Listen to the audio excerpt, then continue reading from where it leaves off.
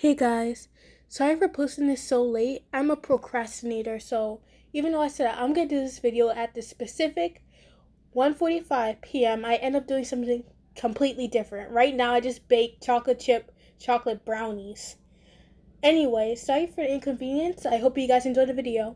You arrived fashionably late to the Phantom Hive Manor. Sebastian, as always, was right outside the carriage door to escort you inside. You saw the bubbly strawberry hair blonde boy and waved at him. I brought some interesting flowers today, Finian. That's great, Miss Wyan. But you really don't have to call me by my full name. Finny is just fine.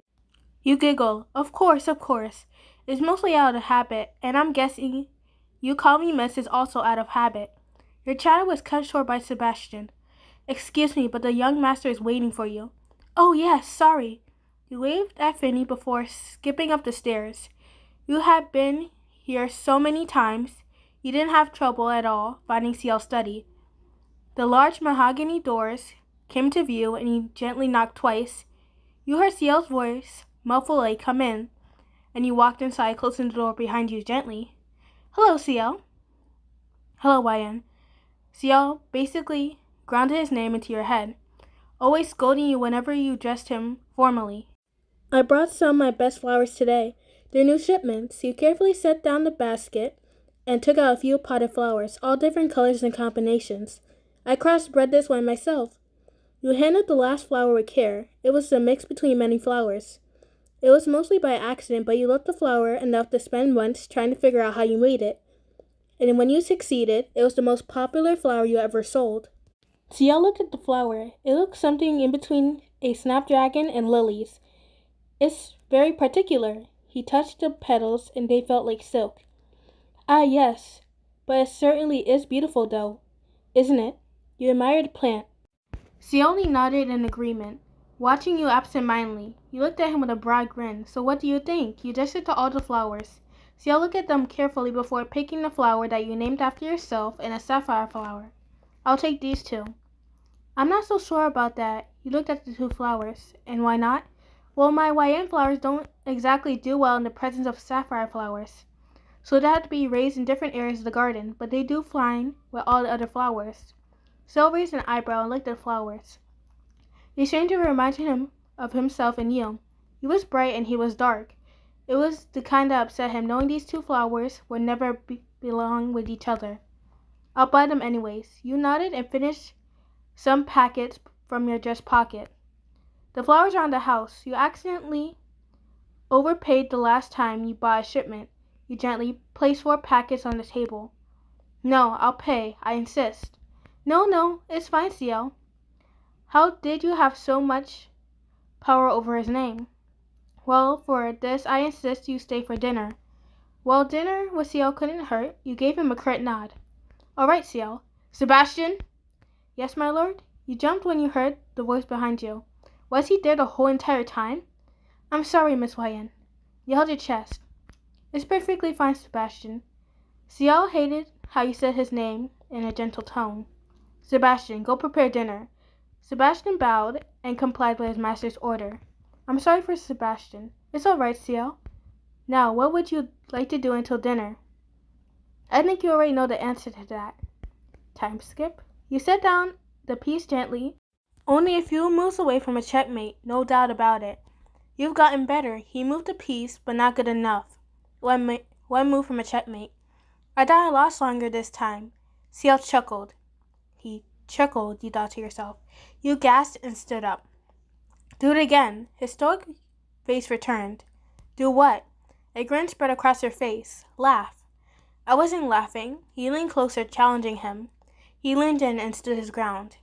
You were not. Ahem. Both of your heads turned to see Sebastian in the doorway. The food is ready, young master. You hopped up. We're not finished, Phantom Hive. Ciel rolled his eyes in a childish manner. Why could he be so carefree around you? What's this feeling in his chest? You chatted with Ciel at dinner. You were at the closest seat next to him. He just sat there listening to you gush about things, but then he stopped when he heard you say something that greatly displeased him. You're what? You stopped talking. Oh yeah, I'm moving to America for a bit. My flowers are really high-end.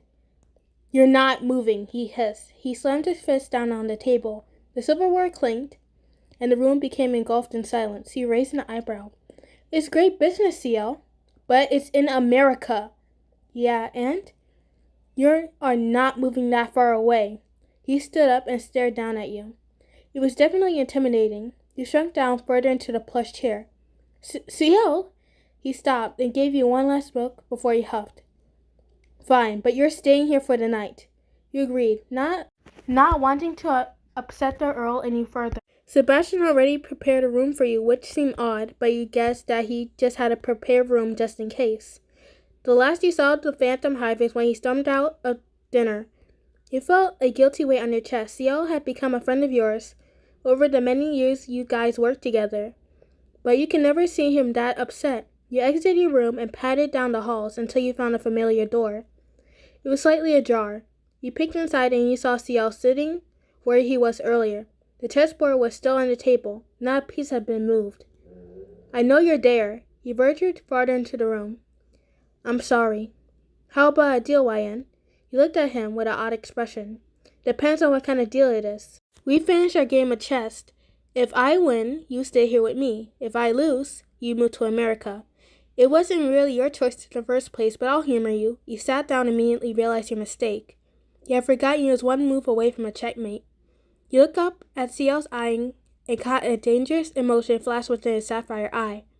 Your hands became sweaty. You only had one piece left to move. It was the queen. Ciel moved his king and took the queen. Checkmate. You looked up at him and a devilish smile played on his lips. You gasped at him. Why do you want me to stay so badly? Why, my darling YN? He leaned forward and stared into your eyes. It felt like he was peering a deep, burning hole in your soul. It's because I love you. You stood up, ready to sprint, but a ball came out of nowhere in front of your face. Its sweet smell intoxicating, making your senses feel funny. I'm terribly sorry, my lady. You collapsed and looked up, hoping for a hero to show up. But it was only a blur. All you could see was a blurry Ciel. Even if you had one, I would have never let you go, my little flower. It was cold, dark. But what got you the most? The silence. You laid back. It was hard, but cushioned at the same time. A bed? But it was most likely a love seat. Love. It's because I love you. Those words rang into your head. Why had he loved you? Was he so utterly broken about Lady Elizabeth's death all these years ago? Maybe you reminded him of her? Your thoughts were interrupted when a door opened with a small creak, and before it fully swung open. You sat up, still feeling dizzy, but you wouldn't let him know that. You could barely think of his name without tasting a bit of bile. What the hell, Ciel? You practically hissed out his name. He clicked his tongue. What foul language, my dear? You gestured sarcastically around the room, but your hands were yanked something. You chained me? It's just for precaution. You heard the smirk in his voice. Well, how would you like to slap it right off of him? Your eyes were brought to his gaze. If you promise to be a good girl, I'll take the chains off. You reluctantly nodded. Getting the chains off would be a start. They could plan to run 100 miles away from here.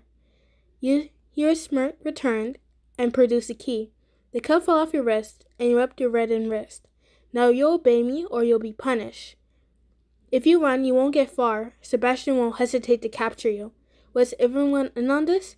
You couldn't imagine the servants, especially Finny, agreeing to any of this. Then again, you can never fully trust Sebastian, and you never did. The gravity of the situation hit you on your head. Your eyes began to water. You was never going to see the outside world again, weren't you? Your tears were now flowing down your cheeks, not caring who saw. Ciel bent down and wiped a tear away. Don't cry. It's pathetic. Crying won't change anything. Ciel cooed, but you couldn't help yourself. A sob racked your body, and you pointed at him accusingly. I won't be like that if you hadn't kidnapped me, you psychopath. His features darkened. Is that so? He gasped your forearm and dug his nail into it, making it cry out in pain. Ciel, it hurts! You were choking down sobs the best you could. You know, Ryan, I was born to end up alone. But I don't have to be. He leaned in and stole a kiss, but you didn't bite back. This encouraged him. He tried deepening the kiss, licking your lips, but you didn't comply. He growled and bit your lips. You cried out, but keep your mouth shut. You slapped him. Ciel looked out in disbelief. He scowled and held his face. How dare you? Have you forgotten who holds your life in your hands right now? I could end it so easily, you arrogant girl. He raised his arm to hit you. You moved your hands to shield your face, but the blow never came. You open your eyes and see him leaving hesitantly. Don't ever forget who owns you now, Ryan. Ciel turned and slammed the door behind him, leaving you in the darkness. Everyone knows a sunflower needs light before it can wither into nothingness. Hey guys, sorry for messing up on that last part of the audio because I was really tired of editing, so I just went with it. Anyways, I hope you guys enjoyed the story. And I'll see you in the next video, which was going to be the Alois Trancy, the Yandere Alois Trancy one. Anyways, I'll see you next time. Bye guys.